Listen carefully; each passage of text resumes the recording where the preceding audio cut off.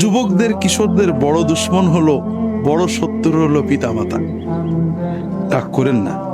আচ্ছা বলেন তো, কোনো যুবক যদি দাড়ি রাখে সবচেয়ে আগে আপত্তি করে কারা? বাপ মা।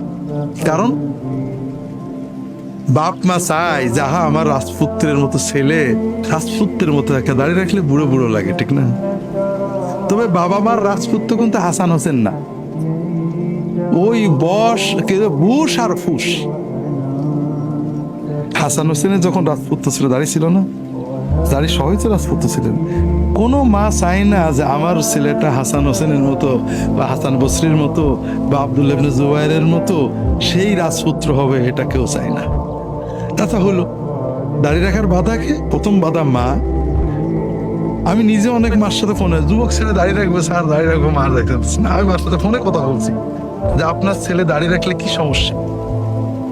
সমস্যা খারাপ দেখা যায়, এত তো বিয়ে শাদী করে এখন দাড়ি রাখবে কেন? আল্লাহ